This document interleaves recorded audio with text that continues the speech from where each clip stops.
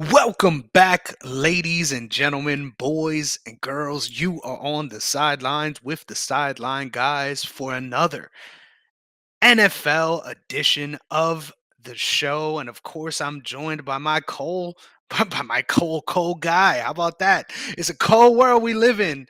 And my guy Cole has joined us once again to give our draft grades on all these different AFC teams. We'll let you know which side of the AFC we're going to in a little bit. Cole, why don't you let the people know where they can find you? You can find me at the_real_J Cole. You heard the man. Make sure you don't spell it wrong. You could catch me at Negron MMA on Twitter as well as TikTok and Chris Negron underscore on Instagram to check out all the random stuff I got going on. But make sure you're following the brand at OTS Media Co. on all social media platforms, OTS Media on YouTube, so you never miss any of the dope shows we got coming your way. I know we're doing a double header tonight. I also got MMA edition of the show coming up this week too. So we got a lot to look forward to on the channel. So make sure you're dialed in so you never miss any of that dope stuff. But with all the pleasantries out of the way, right off the top, Cole, I just got to say, so crazy that we did it the way we did it. We got out the AFC North, and then we get some big AFC North news, right? So I think before we move on, it's only right that we talk about JOK's injury. Obviously, sucks to see him out for the season for the Browns, but one that we kind of saw coming with the gravity of that neck injury. Yeah, a little unfortunate when it popped up when I was at work and I was just sitting there and I'm going, well, it's a good thing they got Carson Schweschinger is what I mean exactly what we kind of talked about. So I mean, it's unfortunate. I hope he gets healthy so that way he can, the rookie will already have a year in, but then that way he can bounce back. Hopefully his neck will be good because that's a very serious thing you got to take care of. Uh, and then he can, pair up with the young guy. Yeah, it's always scary whenever you hear somebody that young getting that kind of an injury. It could be a game changer in the NFL. That's just the reality of it, right? But if you imagine, right, if you got told with a blindfold on, hey, they had JOK and they had Carson Schweschinger, you'd be like, man, that's one hell of a D line room. But hey, we got a lot of things to figure out. So I hope that he, like you said, he's able to get fully healthy quickly so that he doesn't have anything lingering from it. But I think it's very, once again, like the way that I look at the draft, me personally, I think these teams tell you a lot with the picks they make, right? How much draft capital they have, why they're investing. A lot of the times, I feel at least, if they're investing highly in a position that the outside looking in might look at highly, right? Maybe there's some things they need to sort out, right? That's why they're making the pick. So I remember mentioning that as far as why that pick also made sense because of that injury, right? And obviously, I'm not trying to hype up the fact that the man is injured, but once again, these teams will speak to you and tell you why these picks are made. Ultimately, speaks to that fit even a little bit better as far as making that pick. But hope JOK is okay. And we move on just like that to our AFC South divisional grades. And we start down in the dirty South. We got the Houston Texans. Now, this is an interesting draft because obviously they do not have a first round pick. They started out in the second round, pick 34, with Jaden Higgins out of Iowa State. Now, right off the top, I think it's important to mention that Jaden Higgins was an honorable mention for both of us, right? Sat outside of that top five. How do you feel about Jaden Higgins and his fit in the Houston offense? I would say, well, first, congratulations to you for at least getting the Texans right for grabbing a receiver because of the whole Tank Dell situation. And then they were in the first round, but traded back. So that way the Giants could come in, get the quarterback that we'll, talk about when we get to the NFC. But they trade back and, basically get the best receiver at that point available, I would want to say. I mean, I don't call me on that. I want to just double check here. Luther Burton, Trey Harris went after. But between those three, it was really their preference of what they wanted. And it kind of makes sense that that's who they chose based on who we'll talk about and two picks later. that I just think that just having another offensive weapon for CJ Stroud is good. I know that the Podfather wanted to talk about they need O line, they need O line, they need O line, but they had a vision, and it looks like the vision started to pan out as the round kept going. Yep, I love that you tip your hand on that one because obviously they did address it in some ways, right? But probably not as well as we would like. But I think they made a big statement, right, with what they did with this wide receiver room and picking Jaden Higgins. Now, I take a little bit of issue with this pick. Now, call it a hot take, call it what you want it. I just think there's a lot of similarities between his game and Nico Collins' game. And once again, right, reading through tea leaves, what is that telling us, right? Well, why are they telling us that? Are they going to look to move one of these guys? I don't really think so, but really makes you think how they're going to play these guys out there, especially when that full wide receiver room gets healthy, right? Because now you got two slot guys and two you could argue two big body receivers you want on the outside.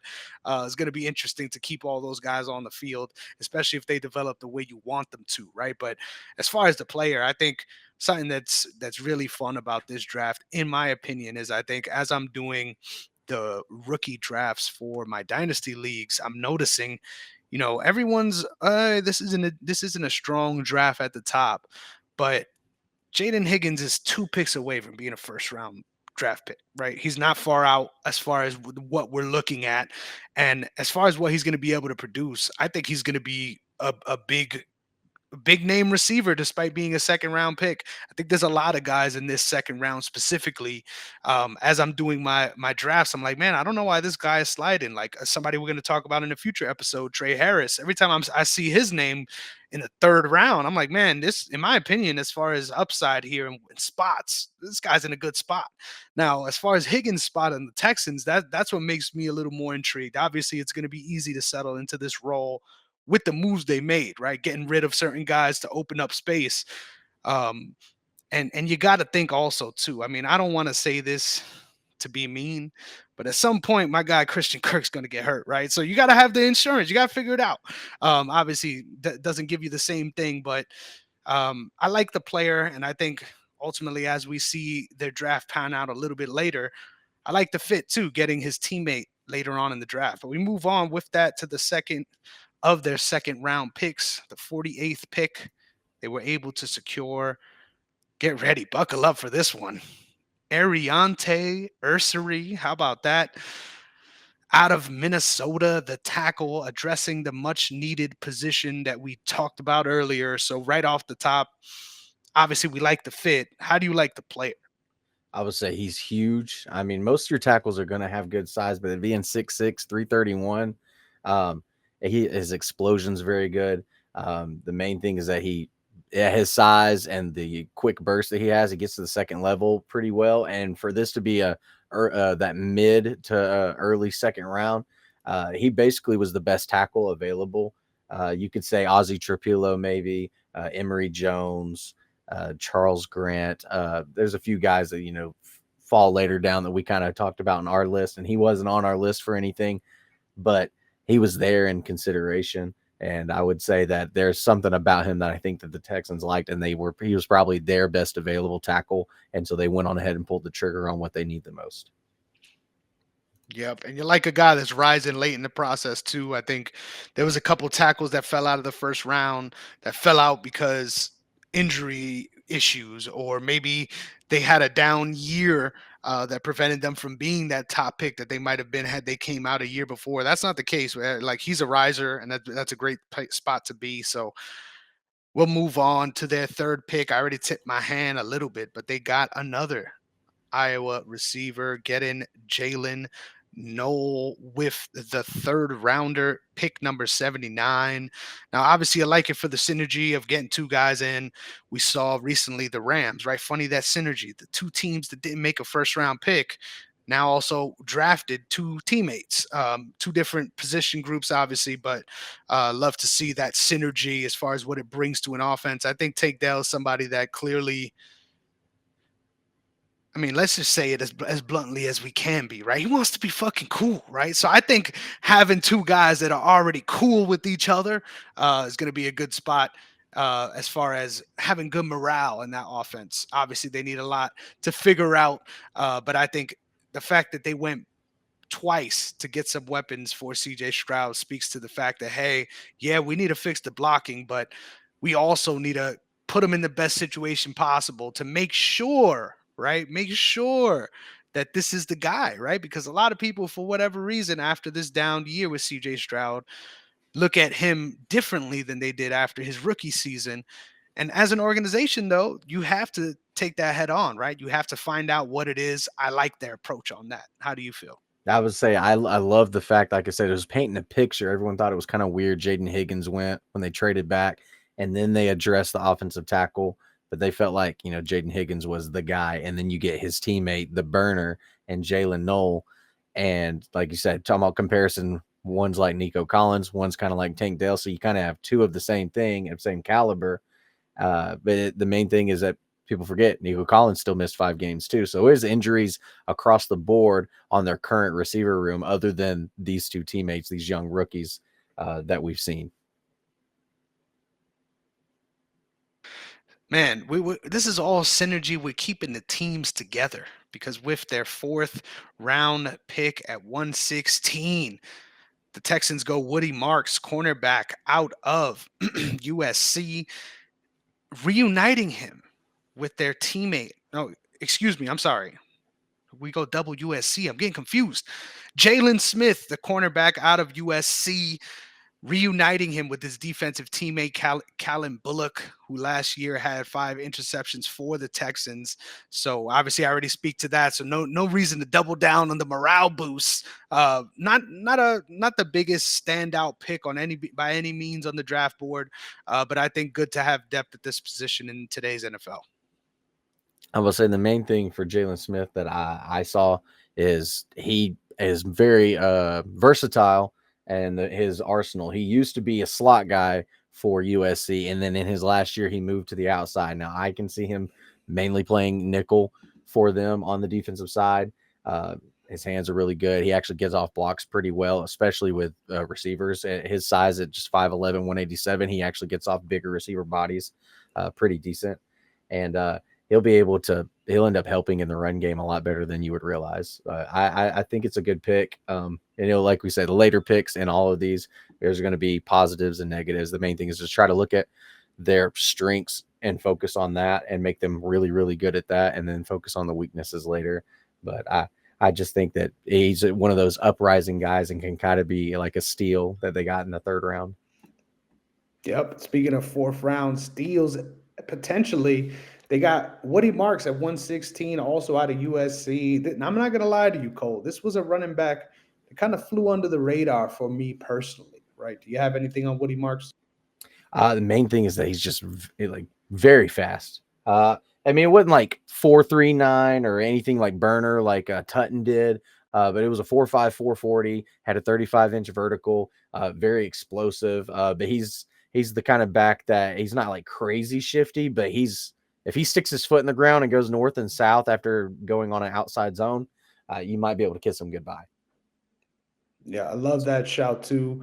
I think in some ways this is going to be a hot take, right? I mean, because you think of the comparison with the name, you're like, hey, this guy had a few good years, but kind of similar to later career Miles Sanders, right? In this running back role with Carolina, where I think he found it hard to find himself in a position to get going downfield. I think that's the only issue with Woody Marks. Obviously, someone that could catch the ball a lot out of the backfield too, which gives a good complement to what they already have going with Joe Mixon. I just think from what I saw, I don't see him being a 1A in a running back room at any point, but a solid pickup nonetheless in round number 4. Next on, we move up to round 6 as they got the safety out of Penn State, Jalen Reed. I see you nodding big time. Why do you like the pick, Cole? I mean, we kind of talked about his teammate in our top 5 rankings and the safeties, and I talked about how he's going to be a 5th, 6th round steal for somebody because I think he's very, very, very and just solid player to be a 6th round pick. Just great size. I mean, like he's like your prototypical size in a safety now, and the way the league's ran now, you got like just 6 foot, almost 6'1", about 215, and just the combination of pursuit into the alleyway for like screens or outside runs or filling that gap into dropping back into middle of the field, or if he's got a split cover two stuff, he's just if you ask him to do it, he's going to do it, and that's something that I like a lot in Jalen Reed. Yep, and I also love to see, despite being someone that's good at getting bat downs, also someone that has gotten turnovers in his career too. Took one to the house, so someone that could be a real big difference maker for you at the position. We move on to their second 6th-round pick. They pick up QB Graham Mertz. Now, obviously, the general himself, my guy, Davis Mills, right? General Mills, shout out. He is going to be a free agent 2026, so you need a backup QB, so it all makes sense. Cole, was Graham Mertz somebody that was on your radar? Because I'm I not going to mean, lie at all in this for process. somebody who knows a lot of college stuff, I honestly forgot that Graham Mertz, and this is me being an SEC guy too, that Graham Mertz was even available to go into the draft. I think he had to because he was a senior. But the main thing, the reason why people forget is he had 6 years in college. He's one of those older quarterbacks. All these other quarterbacks, because of NIL and injuries and everything else, they were granted so many years. He spent 4 years at Wisconsin and then 2 at Florida. And main thing is he's coming off of a torn ACL. He just has a problem staying healthy, but the talent was there while he was able to play. So it makes sense that he did eventually get drafted. If he would have stayed healthy in his whole college career, who knows? He probably would have been 3rd-round pick. He definitely would have been before Shador. Ouch. I mean, it isn't hard to do at this point, right? But good shout. And I love that you could look into those archives, right? Dust off those fucking cobwebs and find something on these guys. Because I was honestly, when I was looking into it, I was like, man, I don't even remember watching a Graham Mertz game, right? I can't even put myself into the headspace. But obviously, def piece, you got to do what you got to do. In the 7th round, they get Keontae Hamilton, the D tackle out of Rutgers. What do you think about the pick? I mean, it's just a late pick. It's towards the end. At this point, they needed to fill the position of an interior defensive line. They had not addressed that at this point. And he's got good size, consistent, not injured a lot, started at every game that he could play with the Rutgers. And he did play a little bit of defensive end, so he can move around. But he's definitely going to stick to that interior spot for them. I would say, I mean, he's just the run stuffer guy because, I mean, he didn't get a lot of sacks. He's just going to clog up the middle the best he can. Yep. But I like it for, filling the need that they had. Yeah, I was about to say the same thing. I think no matter what, giving I hate when I do that, man, because I'm on a roll and I'm right there, and then I just forget the coach's name. But giving another piece for D'Amico Ryans to play with on that line is obviously a good spot. Hey, D'Amico Ryans is a genius. You know who he played for in college. I'm just saying. Hey, got to put it out there. Our final pick, we got Luke Lackley, the tight end out of Iowa. I don't mind this, but I think this also made me sad because I'm like, Kate Stover, I love you, man, but I was hyped for no reason, right? I was hyped up for no reason. It sucks to see that, right, when you're doubling up on a rookie of the past. But this is such a hard position for me, at least in the past, to evaluate because it's really strange what actually works at the next level whenever it comes to fantasy versus whenever it comes to actually playing on the field. Do you think he could be one of those guys to actually contribute and play for the Texans? I really feel like he's going to play, and this is the reason why. You got to look at what college he went to. He went to Iowa. He's a late round a 7th round, right at the very end pick. All he was in was a run offense. So he's a great. I mean, is he going to be able to blow your mind in the pass game? No, he's not. He's going to be in a 2 tight end, 3 tight end formation. He's still got good speed and good size and good hands, but it's like he's going to slip out in like a goal line package and be wide open, right? But he's just going to put somebody on their butt in the run game and basically become an extra offensive lineman. And then he'll be able to, slip out into like the flat and then maybe come across on the drag. Other than that, I don't see him really doing much in the pass game. Not really a fantasy shocker, but they're going to utilize him for sure. Yes, sir. So overall, it's time to turn in our grades. Now, this one was fun for me because I do like a lot of the players that they ended up going with, but I also feel like I agree with Derek. I think you may have wanted to change the order in which we did some of these picks so that maybe you could have got a certain guy at a certain spot. Obviously, trading out of the first round makes it harder to imagine the scenarios, right? But I think could have gotten a real piece on the defensive end specifically, and then maybe still gotten out with the guys you needed as far as getting a secondary receiver, getting a secondary guy for the line, et cetera, et cetera. Ultimately, I say all that because I look up and down this draft and I got to give them a B minus. Now, I see more of the vision than maybe per se what you and the Podfather had. The trade back, completely understand, but I think that at this point they were going to address the receiver by trading back before the offensive line, and the fact that they were able to pair up the teammates and kind of get this injury-filled receiver room that, when all healthy, looks like it's crowded, but isn't that sometimes a good thing? As long as they're selfless and they want the ball to be shared around, CJ Stroud is just going to have a lot of fun just spreading the ball to whoever he wants to. Uh, it's maybe not the guy you think, but who knows? This guy might be multi all pro. You never know. I mean, it's just early seconds, the difference between a first round and a second round. Sometimes these second rounds perform better than the first round guys do. So we really can't judge. We don't know what their draft board exactly looked like, but I'm going to give them a B, just a solid B for their grade overall. They filled everything except an interior offensive lineman, like that guard center spot, or at least add some depth to it. So other than that, and then, we've still got some other things that they can address and figure out, but that would be the one gripe I would have. That probably would have dropped them a little further for me. If they didn't have the vision that they had and pulled it off, if they weren't able to pull it off, then they probably would have gotten like a C+ for me.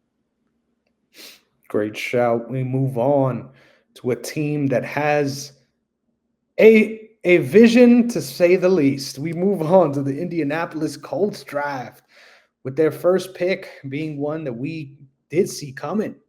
At 114, they go Tyler Warren out of Penn State. Now, obviously, I think it needs to be spoken about, right? Because he was the second tight end off the board, even though going in, we thought he would be the first. Now, obviously, different strokes for different folks. I think the fits make sense regardless. But I need to ask you, do you think if you are somebody in a dynasty league, right? Forget about the NFL for a second, because that's what we'll be talking about the majority of the time. But if you're someone in a dynasty league, are you going Tyler Warren over Colston Loveland? My mind's Now, blank. real If I'm quick, real talking quick. raw fantasy, real quick, what you got? Yes. So Dynasty League is different than Raw Fantasy because it's not a redraft league, right? It's Dynasty League. These picks are yours in eternity, right? So if you draft Tyler Warren, if you draft Colston Loveland, they're on your team until you cut them, until whatever reason makes you cut them, right? So to set it up a little bit more for you, and I've done 2 drafts already, and in the first draft, the only tight end that went in the first round was Colston Loveland. Tyler Warren ended up going in the second round. I think it was early second round. This is a 12-team draft. Now, the second draft that I did, Tyler Warren went with the 7th pick in the first round, and Colston Loveland didn't go until the second pick of the second round, despite the capital. So where would you be if you had a pick? Would you be more interested in getting Colston Loveland or getting Tyler Warren? And then we'll talk about the NFL player. So off rip, what I think, I see the vision that the Bears wanted and Ben Johnson wanted, because he's trying to build what he had in Detroit with Sam Laporta. That's kind of what he saw out of him. And that's why a lot of guys, you kind of want to play mirror, right? The NFL does something, so then you go into your dynasty league and you think, oh, maybe Colston Loveland is better than Tyler Warren. You start doubting yourself. They are going to pass the ball like crazy, but it's still Ben Johnson. So I'm going to say that you got to think about all the receivers that are there too. Mm-hmm. You look at the Colts, you got Michael Pittman, and there's a few other guys, but not a lot of people off the top. I mean, like Josh Downs, I think he's still with them. Yep. But off the top, you just can't. You're not gonna like list it. Like you look at the Bears receivers and the Colts receivers just on paper and tell me which receiver room's better. Well, then you're going to figure out which tight end's probably getting more love. And to me, it's still the most talented tight end, in my opinion, is Tyler Warren. So, I mean, I would pick Tyler Warren in a dynasty league, in a regular raw fantasy league, before I'm picking, he's like, both of them are going to be steals as a second tight end in your league, because they're going to end up performing better than maybe even your starting tight end, depending on just what happens in the season. But Tyler Warren's just a freak athlete. It's just the comfort level that Anthony Richardson would have with him. That is the whole purpose of why they got it. And the Bears are going to bear. So that's why when they made that pick, I scratched my head. I'm like, I understand what they were trying to do, but you had the bet that this is the best tight end. I'm going to stand on it until 5 years down the road. We'll see the result. Yes, sir. Yes, sir. It's not just about always the balls you can catch. Now, me just being me, I will say I disagree for fantasy purposes. I would be going with, and I did. I was the one that made that the jump to pick Colston Loveland Are you ahead of thinking Tyler about Warren. injury and quarterback? Is that why? Exactly, and it's Yeah, it's okay. entirely quarterback. I was going to say, although everyone tries to shit on Caleb Williams because of his rookie year last season, I think especially towards the second half, he really showed why he got drafted where he got drafted. I think he's going to be able to stick in most scenarios, and obviously they were in the worst case scenario last season. So let's see what can happen this year. But ultimately, I think, just like you said, the mouths need to be fed, which is one thing, but also I just see Colston Loveland's athletic package being more specifically tailored to doing the offensive stuff. We talked about this, right, with the Travis Kelce comparisons. Enough of talking about a guy that isn't in this division, but I love the pick for Tyler Warren, because this is specifically for this team, a position that has haunted them for 4 or 5 years now, right? They've drafted many guys in this slot and couldn't get one to stick. I think Tyler Warren is going to be that guy for them for sure.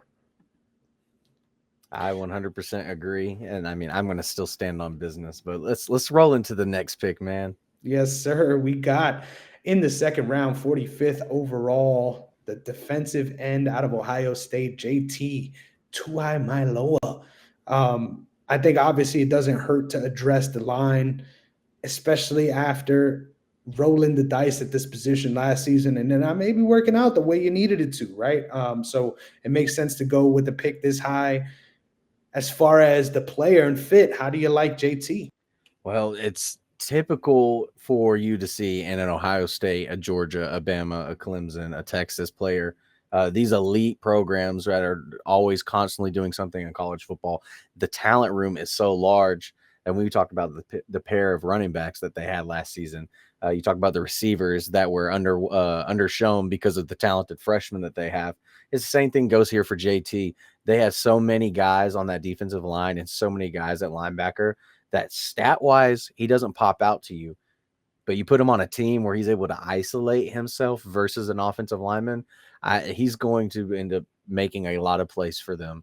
The main thing is just how they utilize him. But otherwise, he's going to be that guy that is going to be able to make plays. I don't know if he's going to be the staple for them, but he could grow into that staple. Don't want maybe a Carolina Brian Burns where it kind of took a slow start before you started get going. I just think that he could hit the ground running and be okay. Great shout. I agree with that. And a producer at the next level is hard to be, but I think the way he could push the pocket really gives you excitement towards that. So we move on to where things fucking just fell off the rails, if you ask me. Justin Wally gets drafted out of Minnesota. And obviously, this is a player that I don't think is a bad corner by any means. But I think it's notable for two reasons. One, shout out my guy, Kenny Moore II, one of the best slot defenders in the game, right? So where is this shorter cornerback going to be playing, ladies and gentlemen? I guess it's going to be a depth play, right? Might as well. But with the third rounder, you expect to be filling a position you need. And I think they had a couple positions they needed more than cornerback. Am I crazy, Cole? I say one thing you're crazy about is the best slot corners up there in New Jersey, Rutherford in a green jersey. I'm just saying.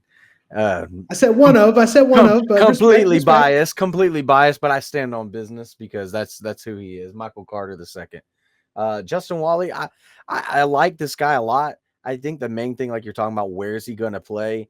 You see him as more of a slot guy. I think he'll be able to play on the outside for them because of the over usage of different zone schemes versus man that they do. He's very good at reading receivers. That's what makes him best. And so in zone, that's better. He's not a man corner, to say the least. I mean, it's not that he doesn't have speed. He's got good body control. It's just, it just doesn't look. It looks a little sloppy sometimes. You definitely don't put him in press, man. It did not look. That was probably his least gracing thing about him, I would say. But I would say that having him, if they're going to use him in that particular state, like we talked about with the first other two picks. So I like this maybe more than you do, but it's just because of his repertoire of reading receivers' body language and the way their routes go. That's the main thing. But if he can't keep up with the way receivers are in the league, it's not going to be pretty. Good shouts. Hey, if you could keep a position of strength strong, that's a good place to be. But you got some weak ones too. We got to figure that out. But we move on to the fourth rounder. They get Jalen Travis, the tackle out of Iowa State. Now, obviously, I think this kind of felt like it's about damn time pick for the Colts in this draft. How do you like the player? Dude we talked about a big offensive lineman before. This guy's huge. He's almost pushing 6'9". He's 340. And then here's the kicker. He had the second best vertical and the fourth best broad jump. Of course, he's got a longer body for it, but the fact that he can move that body is what makes it crazy. And then you turn on the tape. Iowa State showed what they did. You see the two receivers that we talked about for the Texans, and you just see they had a lot more guys go in this draft because they had a lot of talent. His arm length is so ridiculously long that it causes issues for any of those power rushers. They've got to really use speed against him. I would say he's really more inconsistent in the run game more than pass, just because he's got to be able to get his hands on somebody. And as long as they're low, the taller you are, it's easier to stay low on offensive linemen like that. So that's the only thing about that. But I mean, I think that they need more interior offensive line than outside. But he's so big, he's never sliding there unless there's a vision that one of their tackles this last season, they might slide on inside. That could be something. But other than that, I would say that it's a great pick for a fourth round mid pick. Just the offense, you need more offensive line, and it needs to be more on the inside. Great shout. I couldn't agree with that more. I think if he does end up anywhere, he's probably going to be at right tackle, just because I don't see him having the speed to keep up in left. But I agree. You like to see these kind of tools on a player, especially in this round, right? Like if you're going to roll the dice on attributes, this is the spot to do it. And you could argue this guy could have went earlier if he wasn't a transfer, right? If he was there the entire time at Iowa, might have been a little bit kinder to him in the process. But we move on to their fifth round selection, a pick that I absolutely love, Cole, for reasons that you probably hold on. Wait, Chris, wasn't you just talking shit about that cornerback room? This is the same thing for the running back room. Yes, I understand.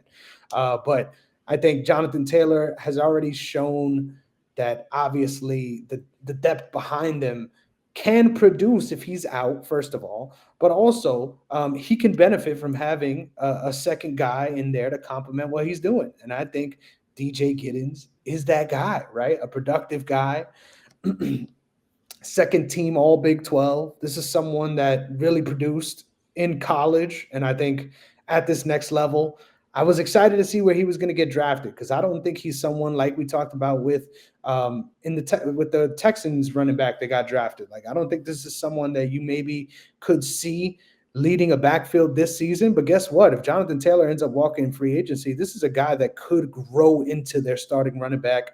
You love that kind of upside at the fourth round. I would say spot on. I mean, and this is another combine freak that showed up. He had the second best broad jump, second best vert out of all the running backs, and then he still ran a 4.43.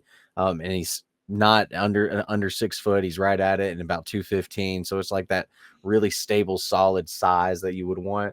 And he did great things at Kansas State. Like you said, he's not a every down back in the slightest right now, but he easily can grow into it. And him to be behind Jonathan Taylor, and that helps Jonathan Taylor, in my opinion, more than helping him, because he'll just roll into it and get his, 15 carries, maybe even less than that, maybe 2 catches, right, a game, and then just produce. and then give Jonathan Taylor a breather when he needs it. And he might stay in for 2 full series. You never know. It's just how they're going to utilize their guys. That's the main thing that these come down to. We love these picks. We can hate these picks, but it's really about the coaches and what the vision that they see and how they're going to produce. We'll talk about, I'm going to go into a big spiel on that when we finally get to the NFC South, because I just know how things can either go sideways or it's going to actually work out. Yes, sir. I love it. And that's why I think I'm hard on this team too, because there's so much margin for error despite love their first pick, love their fifth pick, but in between, right? Like in my opinion, you need to wow me this year because you're trying to put yourself in a position to win when you got question marks at the quarterback spot. Like you gotta win everywhere else to give yourself a chance. God damn it. So it's a rough one, but we move on to their 6th round pick at 189. They get Riley Leonard, the quarterback out of Notre Dame. Is someone that was in my top 5, if I'm not mistaken, right? Yes, sir. You love to see that. Oh, he was. That's on me for not paying attention At on the that end, one. no, you're good. You're good. Don't worry about it. Make me check right now. But yeah, I'm almost positive. I'm almost positive.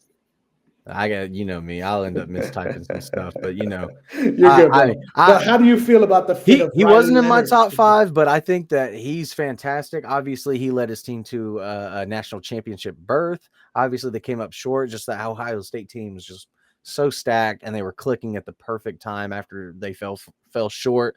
And when I predicted them to also win the national championship, wish we'd had that recorded and all my college predictions that came true. But nonetheless, he's like, Riley Leonard. Okay, well, he's one of the quarterbacks I talked about, has really good size. Like, there's not a lot of these quarterbacks had like really, really big size other than him and like Tyler Show. And then on top of that, he runs a lot more than people realize. He did a lot of quarterback runs. He basically was the entire offense in that national championship game, getting battered and bruised the entire time, running the ball and, still gaining positive yards over and over again. He was like what little offense they ended up having. But he does remind me a lot of it, the way Anthony Richardson is. He's a little inconsistent sometimes in the pass game. If you make it easier on him and his reads, or what guys you have around him, then he's going to have no problem, and then he's going to get his runs. Now, he's no Anthony Richardson when it comes to speed, but he's the bigger body size. He kind of gives you a little Josh Allen type flashbacks, at least in Wyoming. But I like it for at least filling that spot, because we know that Anthony Richardson already has shown that he gets a little injury bug. So I'm cool with the pick. I thought he would go a little bit earlier than this, but that's not a big deal at this point. It's not a position of quote need, but in our opinion, I think they did need to address and have another young guy in that quarterback room. So that way, if the wheels fall off of Anthony Richardson fast, then they're able to grow somebody else at the same time. Yeah, I agree. I think on the outside looking in, because of everything I said in this episode already, you're like, Chris, you're gonna love this pick because you're rolling dice on someone with attributes this late in the draft. Why not? And it's because the reason why I hate this pick is this quarterback room is the Spider-Man meme. It's a bunch of the same kind of dudes, and hopefully one of them can do the job competently. Now, as far as a scheme and offense thing, you would argue, hey, no, that makes sense, right? Let's get guys that run the same type style of offense, right? So that if anything happens to the other one, they could slot right in.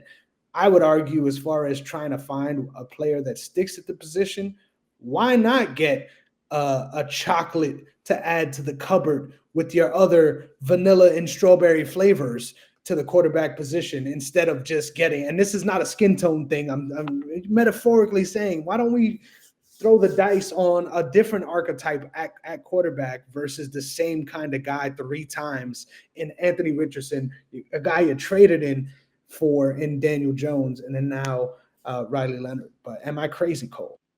I mean, you're not crazy, but at the same time, if you want consistency on a scheme level, it makes the most sense, because then what ends up happening, and in the NFL, this is a professional sport, so it's a business that they can have 3 different offenses, right? That's where things get dangerous, right? Like we look at the Seattle Seahawks, what they're going to do when they've got Milroe and they've got Sam Darnold. So you're going to have a more prototypical quarterback, and it's not like Darnold can't run. He's not Jalen Milroe. So it's two different offenses in a way. And I'm okay with it. I completely understand what you're saying. They still give different glances because Riley Leonard is more of a power runner, kind of give Cam Newton, Josh Allen. Don't want to say that he's like them, but his body type is more like them. His running style in the run game, it's more power read, quarterback power read. Let the running back go outside, and then he's in the inside on the read instead of more Anthony Richardson can bounce it outside. It's just more speed versus power in the way they run. That's kind of really the difference. But passing wise, all three of them kind of are the same. That's where I would agree that you probably want just an elite passer when they used to have the veteran Matt Ryan there for them after he had left Atlanta. You just want someone that's just like a Joe Flacco in a quarterback room versus all these other guys. It's like, oh, we need a guy that's just going to dink dunk, get the right reads done in the drive, and not force a turnover. Yeah, just don't make us look stupid. How about that? Exactly. All right, we move on to their dice roll in the 6th round. Right after pick 190, back to back, we go Tim Smith out of Alabama, the defensive lineman. Now, obviously, this is a position of need, of course. You double up, you try to do whatever you can to fix it, right? Now, he's definitely going to play more interior for them, so he's not necessarily the edge need that they have, but any depth of that defensive line is great for them. He did a great job at just stopping runs. I mean, you just pull up the tape alone in the Georgia game. Of course, Georgia couldn't really run the ball all last season, which is not normally their kind of style. But if you look at the tape, he doesn't eat up a lot of space, but he's strong for his size. To be just barely over 300 is kind of undersized at an interior defensive line spot. So there's a chance, like you're saying, that maybe he could go to edge for them, but he's going to end up making plays. He's an Alabama player, and I'm 1,000% biased, but the proof is in the pudding. Alabama defensive players produce most of the time. Yep. Why not? Figure it out. And especially, like I said, especially this late in the draft, you make your dice rolls. Why not? Now, their final pick of the draft in the 7th round, pick 232, they go Hunter Wollner, the linebacker out of Wisconsin. Now, I think the interesting part about it is they have a history, right, of converting safeties to linebackers, which if it works, don't fix it. I mean, if it's not broke, don't fix it. What the fuck am I saying? And I think this is a similar path as far as what they're planning to do with the guy in Hunter Waller. Once again, at this spot, we'll take swings, and I think defensively they got a lot to figure out. So why not? I would say at the high school level that we used to do, that was the number one thing we did. If you didn't have the linebackers utilized in your team, of course, at the league, going from high school to college, NFL, it's always going to progress even more, especially with talent and what you specifically want. But if you're able to make a safety convert into linebacker, you cause so much problems. People talk about Deion Buchanan, right? Talk about, I'm trying to remember his name, Isaiah Simmons, right? Those kind of names of guys are just freak athletes that are bigger size safeties that come out technically Nick Emanwari could do it if he wanted to, but let that joker stay back there. That's the best rookie safety. I don't care what anyone says. But Hunter Waller, 6'2", 215, they could easily put 25 pounds on him, and he'll just be perfectly fine playing in a linebacker role, and it's going to be kind of scary. Kind of like a steal 7th round that you basically get that, it's not a position of need like you're talking about at safety, but at linebacker, a faster linebacker that can do that. Obviously, he's going to struggle a little more with having to get off blocks because he doesn't have the weight. But if they're able to get that on him, adding that weight and keeping his speed, that's when you end up having problems with linebackers. Yes, sir. Well, it's only right that we move on to the best part of the entire thing. Now, as we went along, I'm not going to lie, I had a lower grade for them. But as we finalized everything out, I bumped it up a little bit. I'm going to give them a C++. I don't want to give them a B-, but I'm going to give them a C++. I think, once again, if they are seeing things the way that they are confident in their way they're seeing them, then these picks should play out perfectly, right? And these guys should work where they picked them. But I just think there was a lot of potential to fix a little bit of different things along the way. And I feel like I'm nitpicking, but specifically the Colts, I think out of this group might have been the least promising as far as how I felt about the draft. So might be tipping my hand a little bit there, but I'm gonna go C plus plus, right on the edge of a B minus. I would say, well, you're being nicer than me. I still gave them that C plus, and it's like we talk about, like we want to see vision. Houston did their vision, but their vision was easier to see, pairing up teammates, filling up a need that is injury prone. Here, it was like you need it, and you're trying to make a safety go to linebacker, which you have a history of, and then you also have offensive tackle that might slide somebody else in at guard. You've got a defensive tackle that in a 3-man surface will be in a edge. So now you have 2 edge guys. So it's a lot of what ifs into that scenario. So it's not as pretty on paper. And I know the vision. I see the vision. I want to respect the vision. But until it is proven, for me, the receivers for the Texans, it'll be proven just because on paper they're already doing what they do.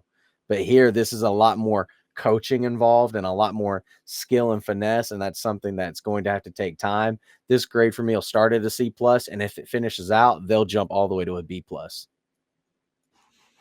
Yeah, I'm interested to see which way this Colts team goes because this is a team that I felt like has been on the cusp the last 3-4 years.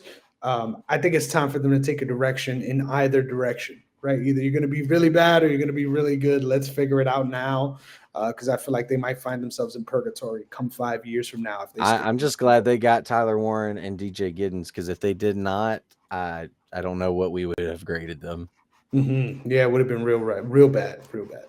But we move on to the flashiest draft of the entire AFC South. We've You got got that right. the Jacksonville. I mean, it makes sense with Tony Khan. We got the Jacksonville Jaguars, and second overall after trading up, get Travis Hunter, the wide receiver and cornerback out of Colorado.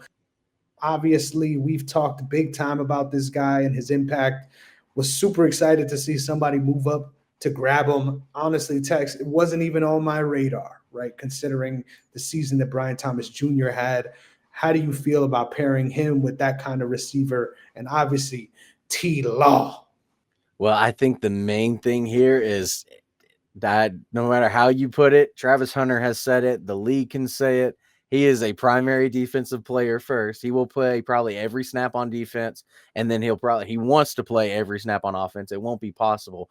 I just think that he'll slowly start to conform to the Dion side of things and go 100% defense and like 50% snaps, maybe 40 on offense. Otherwise, he's not going to be able to do but like 70% on both sides because the league is different. He might think he's a different animal. He is a unicorn. He is different, but things are a lot different at that level versus college, especially some of the teams that they played at Colorado. Things were a little too easy for him. It's not going to be easy every single week.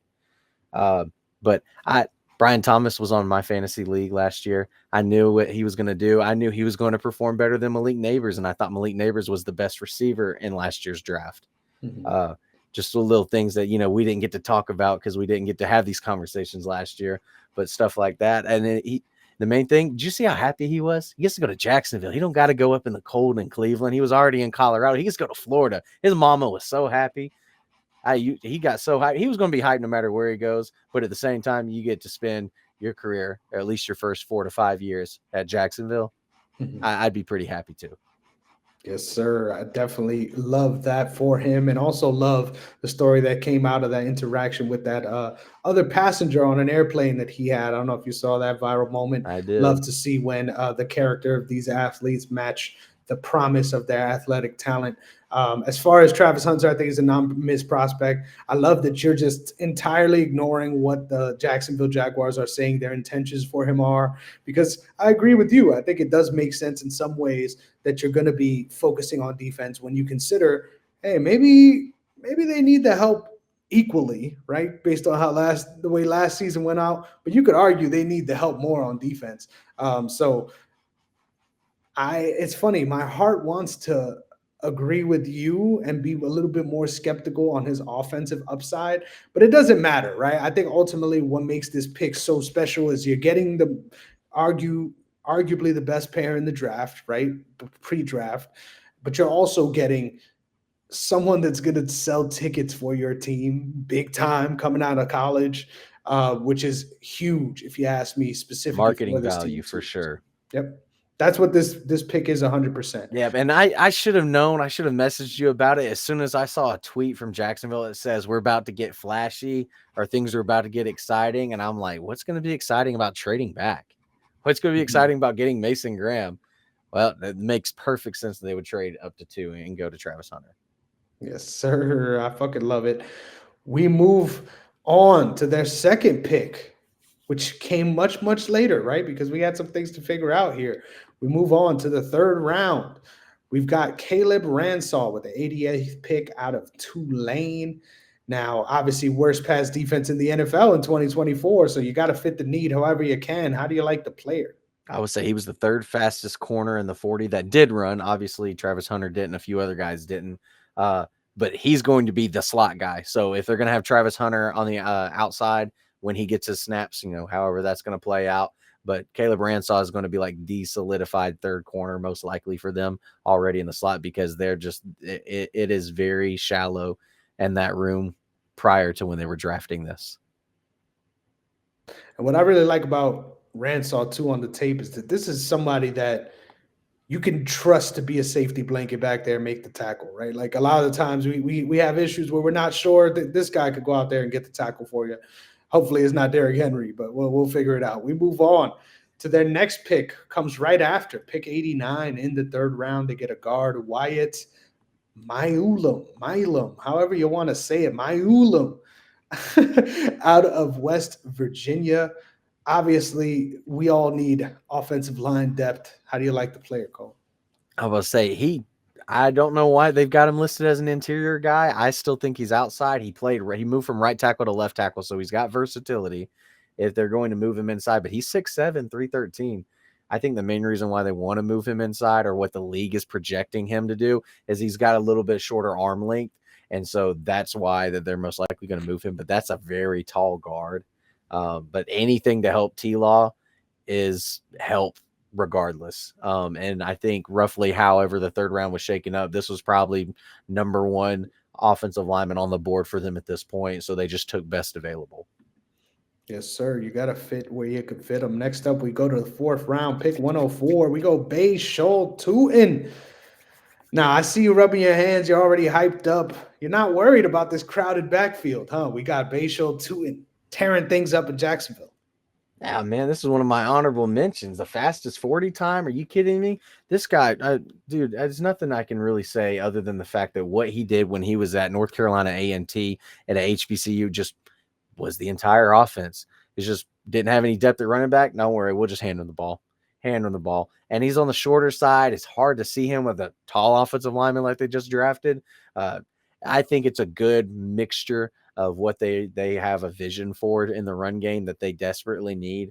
A 1-2-3 punch, as they would say. And I think that they all are a little different in that backfield. Kind of, you want the versatility in the quarterback room. I think this is a really good versatility in their running back room now that they can press forward and hopefully improve in that department that they were lacking last season. Yeah, I'm really interested to see who sticks and who falls out because you also drafted someone later on too. So someone out of those four guys got to go. And I don't think it's Tank Bigsby or Travis Etienne. We move on to this 107th pick in the fourth round. The Jacksonville Jaguars get Jack Kaiser, linebacker out of Notre Dame. Love that he's a guy that coming off of a career year, coming off of the most tackles in his career in Notre Dame, and being that he was so prolific for Notre Dame, their all-time positional player, games played leader. This is someone that I think you at least know is going to go out there and play for you, right? You know the guy's going to go out there and play. So I like this pick, even though obviously not too much upside this late in the draft. Yeah, and I don't know necessarily this is a quote position of need, but it's good to have a later pick if they're going to address and at least build that room.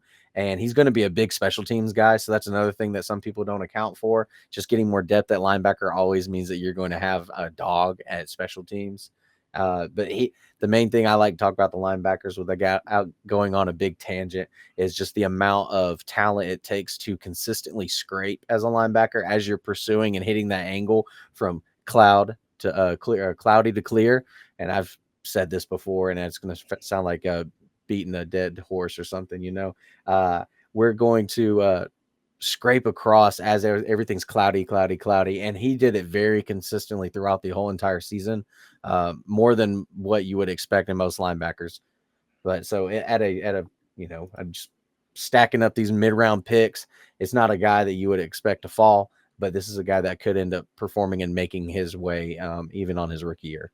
Hey Cole, I love doing these shows with you because a lot of the times I'm like, shit, you're filling. I left something out there on the table that I should have said, and then you just fill in the gaps for me perfectly. Because I agree when you look at their next pick, it's even easier to see that as well, right? They go Jalen McLeod, who's a linebacker out of Auburn, but somebody that's more so the edge defender type, right? More so that guy that's going to get after it for you. So you're getting a more toolsy guy with this first pick, and then now Jalen McLeod, you back it up with that guy that could go a little bit more on the inside for you. How you feel I about would this say one? spot on. I mean, Jacksonville wants to run a 3-4 on defense. So Kaiser's one of those 2 inside 30 backers, and McLeod sitting as one of the outside guys that are that pony backer.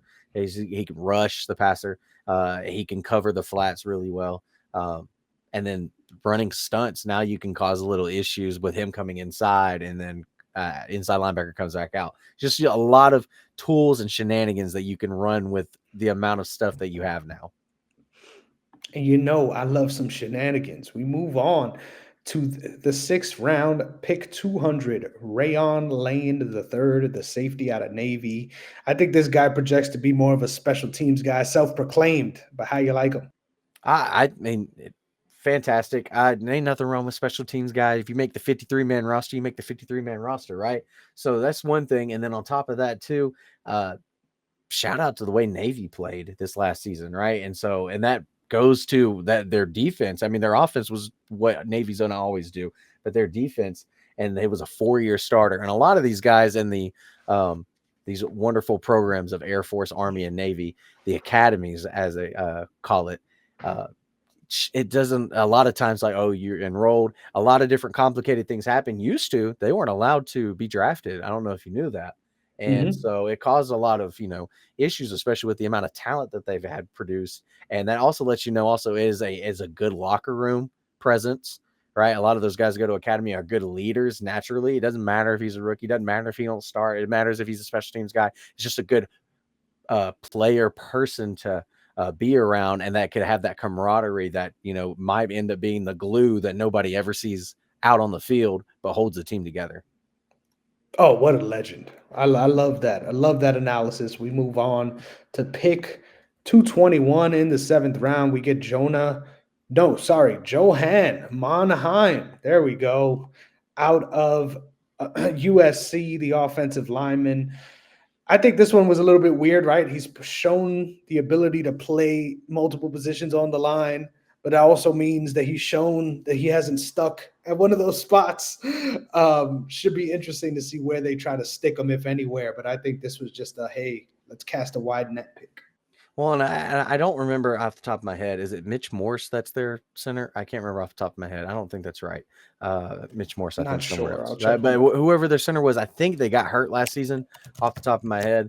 And so, or somebody on that interior offensive line got injured. And so, once again, just building depth, I don't see as an issue, even though it's late round pick. And so you can make of it what you will. But I just think that at least having that there, and I mean, like we said, this is still not quoted as a position of need, and they still technically needed a tight end, but and then specifically an interior defensive alignment, I think was the most important position, and they didn't even solve it at all. Mm-hmm. Hey, we're not even done yet, but I agree. There's a lot of takeaways I have from this draft. So let's not tip our hands. We finish it off. 236, LaQuint Allen. I already mentioned him earlier, but the second RB to the RB tandem. I think this guy obviously setting all kind of Syracuse records, right? Doing the damn thing for Syracuse, getting receptions out of the backfield, doing everything he could, right, for that team. I think this is someone that could be a little bit more of that gadget type player for them on offense, and hopefully breaks one of them to the house this season. I will say two things. One, I mean, you're talking about one of these four running backs. Well, what'll probably end up happening, in my opinion, is ETN or Bigsby will end up being gone, and there will be trade value somewhere else. And they've got these two younger guys. That's what I see them most likely doing, because I don't see them already causing Tutton or Allen to get the cut early, or they end up, someone ends up panning out and like trading to get them when they need a running back in need, even if it's a young guy. But like you're talking about breaking records for receptions and receiving yards and leading the ACC and rushing touchdowns last season. And I got to eat my words. I said there wasn't a Syracuse player when we talked about my Kyle McCord, talking about the quarterback, and I completely disregarded LaQuint Allen. I should have known. And I got to eat my words. There's at least another Syracuse player now. Yes, sir. We had to find him. It took a while, but we had to find him. Now it's time to move on to our grades. I think this one was fun for me because obviously I loved everything about their draft until I realized that they were not in until the third round again. And then obviously you fill with however you can fill on the back end. Ultimately, though, I think all things considered, there's a lot of upside to this draft. So I'm going to give it a solid B. Solid B. I like it. I was debating on either a B- or a C+ for them, because obviously you got the stud that you've got that solves two positions at one, 2 for 1 player, right? So you basically got a 54-man roster with 53. And the linebacker depth that they added, even though they didn't necessarily need it. And then the running backs, the whole situation is kind of like strange, but we kind of can see the vision for that. But it still didn't solve the interior defensive line for me the most. And then they're talking about at least another pass catcher if you're not going to get a tight end. I'm going to have to I can't give them the same as the Colts, so I'm giving them a B-, because I still like the picks that they did make, regardless of filling a position need. And I think that they will all have some sort of impact. So I want to give them a B-. Good shout. I love that we're always pretty close to each other in these I know rankings. you talk A little harsher and I higher. grade harsher. I don't know what it is. I think it's also because you're coming from so far, right? For the Colts and the Jaguars, like you gotta do a lot to wow us. Jaguars wowed me a little bit more, but hey, we got a very fun draft to talk about here. The Tennessee Titans look to change the outlook of their future with drafting Cam Ward, number 1 overall, the first pick of the whole draft. Now, obviously, this was our number 1 guy. So you know how it goes. It's okay. We'll figure it out. This guy was going to be the number 1 pick regardless. We knew that coming into draft night. No surprises here. But my question to you, and this is the last time I'm going to ask you, because I know I asked you coming up into this draft. When the dust settles, do you feel that this team should have doubled down on the fact that they picked the Mayo King himself last season and double down on Will Levis and pick a different player at this draft position, or did they make the right move? I think that they 100% made the right move in getting Cam Ward. It just, things were not panning out very early. It's very, very reminiscent of the Jets with Zach Wilson, right? Very early on, you found out that you had made a mistake. And Will Levis could eventually go and grow. I mean, we've seen other quarterbacks already do that, i.e. Sam Darnold. But maybe it's just something about the Jets and that offensive side of the ball or something. I'm not sure. I know defense, they got it. So I think that it's the right call for them. And then as the dust settles as well, I think that Cam Ward might end up having himself in the first 2 seasons, so counting his rookie year and a potential sophomore slump, that he would be in the top half of quarterbacks. So he would be in the top 16. Yes, sir. I love that. And obviously, you need your guy. You got to go out there and get him. I think if there was a way that there was a better, I mean, say what you want. I think you could argue that without the Shador slide, that they could have came out and sort of slid back in this draft, gotten draft capital for the future, and still came away with the A guy at the quarterback spot. But once again, we'll rest that case. The pick is done. The pick is in. We already got Cam Ward.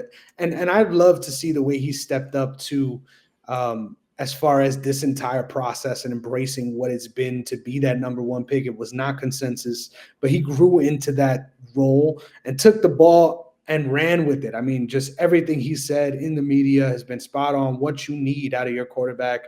And I think that's the opposite of the narrative with the other quarterbacks in this draft class. Not all of them. Shout out to Jackson Dart, right? Looked amazing in the opening interviews with the Giants. But this is a guy who ultimately is going to say the right things. Now it comes time to do the right things. But I love Cam Ward here for the Titans. Well, and my main thing for him too is, you look at who pick number 2 was, right? And the superstar and what he is and as a unicorn. And then Cam Ward, I mean, obviously we're talking about like where he was, but people talk about like where he started, right? 0-star high school recruit, incarnate Ward for 2 seasons, transferred to Washington State, then goes to Miami. But he was already doing those things at those other places. It just doesn't show until he had that U on, right? So it just shows the character and the growth that he had in himself to become the passer that he is now. I'm excited for them. And I mean, I appreciate you not going crazy when you won the coin toss and shaking it up and being like, I'm trading back. Titans need to trade back. They could have, but they didn't. Yep. With the second round pick, 52nd overall, they go. And here, lock in with me for this one. You ready? Oluwafemi Oladejo, the edge out of UCLA. Someone we talked about too. How you like the player? How you like the fit? I see him. I mean, he's really versatile on the defense. So I can see them plugging him kind of where they want as really an outside edge guy, or potentially if he slims up being a true inside linebacker. He's able to play both, but he stood out like crazy in the Reese's Senior Bowl. I'm talking about like out of his mind, the amount of times that they had to blow the whistle because of the easy sacks that he was able to uphold. Great shout, man. I think this is going to be, no matter how you slice it, like it's tough to get good players at this spot. But I think the edge depth in this draft at this second round is perfect. I think you're getting a good guy at a good spot that should be able to perform for you at the next level. We move on to the third round pick, number 82. They go Kevin Winston, the safety out of Penn State, another one of those guys on that Penn State team that had all that success last season. I think obviously someone we talked about being high upon as well, just the issue being the injury history and everything he's had to deal with that. Obviously, once the player gets on the field, you're getting a high caliber player that you could have went in the first round. So I love this pick because of that. I think this is going to be one of those that either, hey, it doesn't pan out and it's a third rounder, or, hey, man, this guy is special and we got him at a discount. Yep, exactly. Spot on. I mean, the injury is what really caused his slide.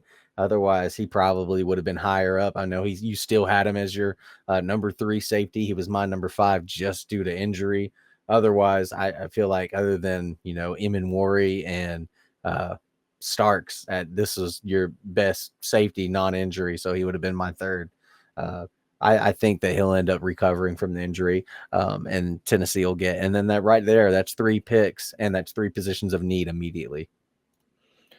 Man, I love this pick because I'm ready to sit down and get educated. We got at the 4th rounder, pick 103, Chimere DK, the wide receiver out of Florida. Now, I got to say, this is hilarious, right? Because despite immediately going out and signing undrafted free agent Restrepo, nobody in Dynasty, from what I see, has any care about DK, right? They're spending more in Dynasty startup drafts after the rookie draft to get that guy on waivers, right?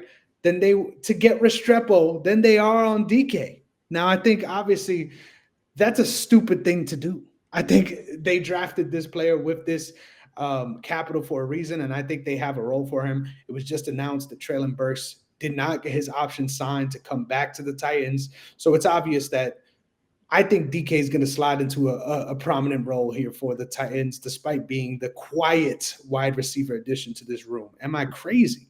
I mean, all I'm gonna say is buckle up. This is about to be potentially Deshaun Jackson in a Titans uniform because the amount of deep ball that he's got in him and the amount of double move that he has in him, he's gonna have long ball touchdowns. Like he's gonna be one of those that if you pay off in dynasty or regular fantasy, however you want to shake it up, he's going to probably give you no points or he's going to score 25 plus. Like that's how it's going to be because he is that deep threat that's going to allow everybody else to get what they need because he's going to run safeties off like crazy. They might as well just back up 10 more yards while we're talking.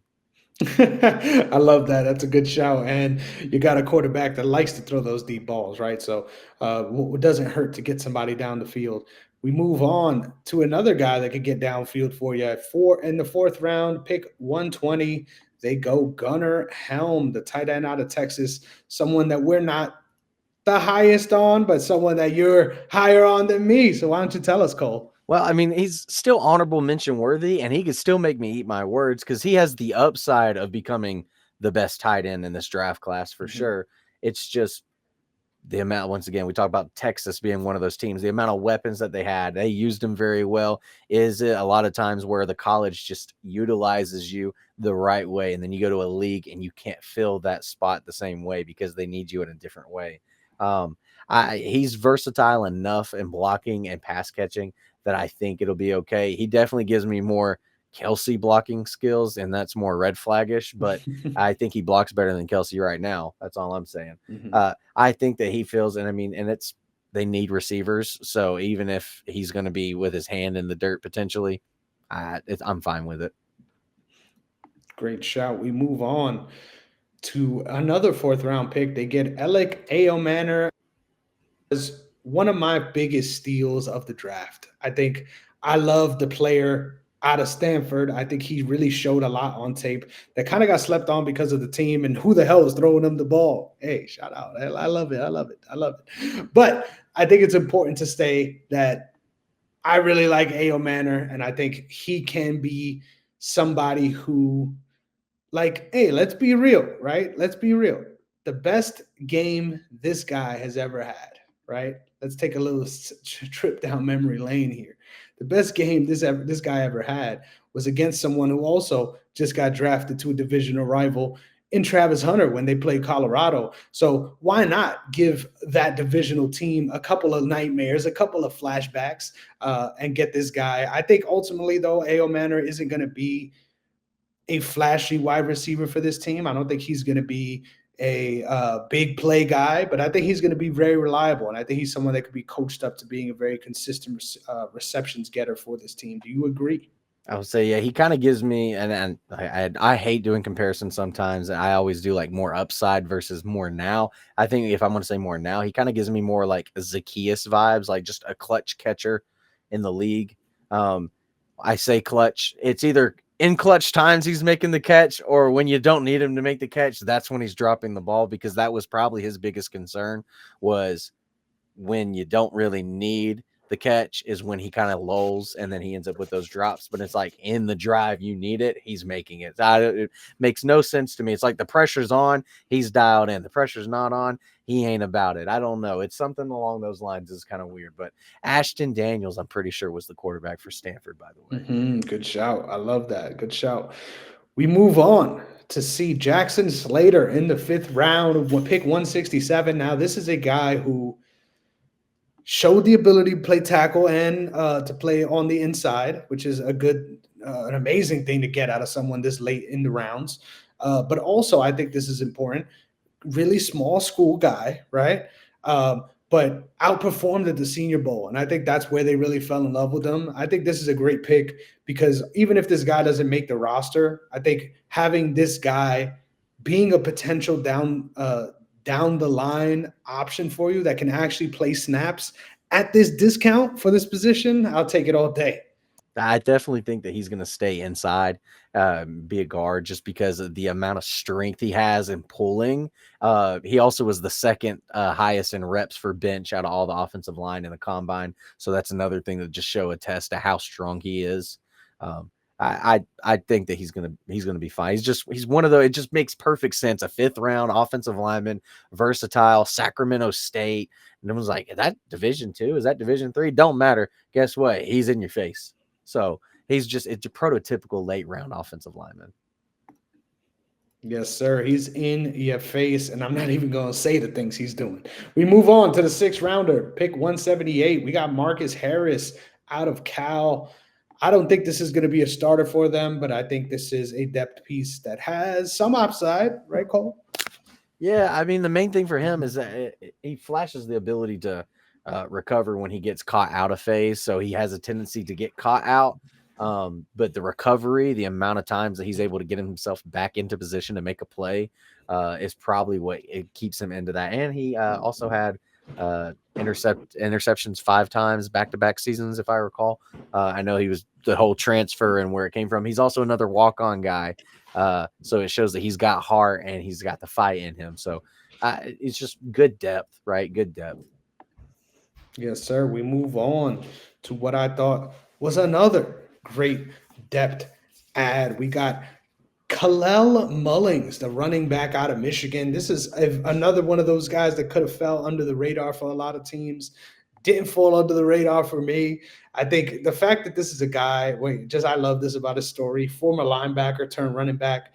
And you can see that, man. This guy runs angry. Shout out Pacheco. Runs pissed off. And I think I like Tyjae Spears, but I think this is a guy that sneaky could get a couple snaps away from him. How do you think? Oh, anytime you get a position move and it looks like it pays off, I love it. It's just like a Trayvon Diggs story, right? Played receiver, moved to corner. Nick Saban did that thing for him. Of course, I'm going to use Bama guys. But, running angry makes me think of like Josh Jacobs back in the day at Bama. You could tell he's a linebacker. I mean, there's someone off the top of my head, and I don't remember who it is. Used to be a former linebacker and then converted. We played at Florida State. I don't know why I can't remember who he is, and he did play in the league. I don't know if he's still there. You have to remind me if you know. It was while Jameis was there. He was not the number 1 running back. He was number 2. Wow, Jameis was there. Yeah. Yes, You it was during got that me. national championship run that they had, yeah. and they beat Auburn. It should have been Bama, but kick 6 regardless. You had to slide that past. We already got them back with the 4th and 31. But he reminds me of that spot on because he's a former linebacker turned running back, just runs angry, and because he's so freakishly athletic, he ends up paying out at running back. It also kind of gives me Caleb Downs vibes, who's currently at Ohio State, will probably be the number 1 safety out of next year's draft. Was at Bama as a freshman, played in the state of Georgia at Mill Creek High School, and was their 2nd running back. So it's something about those defensive players or former defensive players that if they get to play on the offense side of the ball, that's why I'm just saying that Travis Hunter needs to be defense primary, because if you go offense first and then defense second, it normally doesn't pan out. Mm-hmm. Yep, that's a great shout. You got to find your specialty, and it seems like if you could figure out how to do it on that side, then you could figure it out how to cancel it out. But that's about it. It's time to go into our draft grades. Now, obviously, just off of morale, I think I'm higher on a couple of these guys. But I also think let's be realistic here as far as where we are and where we need to go. We're hoping on a lot in this draft, right? And I think ultimately the capital beyond round 2 isn't great as far as what we had.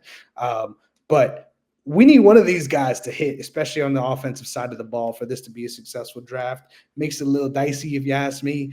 I'm going to give him a B+ and wrap it up, give him the best grade out of the division.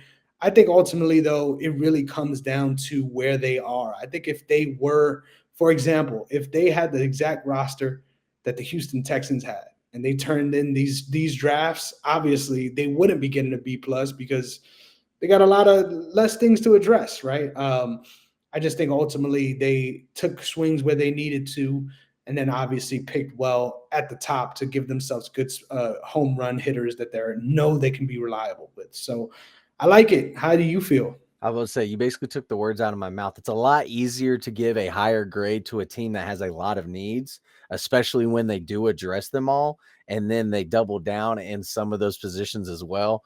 So it's a lot easier to give them that grade, and that's why in our pod right now, counting AFC North, and now we have our first A-. out of here. And the main reason why is just that you can't look at the future. We can talk about what we see in the vision and a lot of these other things, and we're painting a picture and we might be able to see it, but this has got to be a hard after draft grade. See the vision, can let it influence you a little bit, but I feel like if you need a lot of the needs, you got to fill them out. And if you're not filling them, then that's where I got to deduct points. And here they not only addressed everything, they doubled down in some of those spots. So I got to give them the A minus.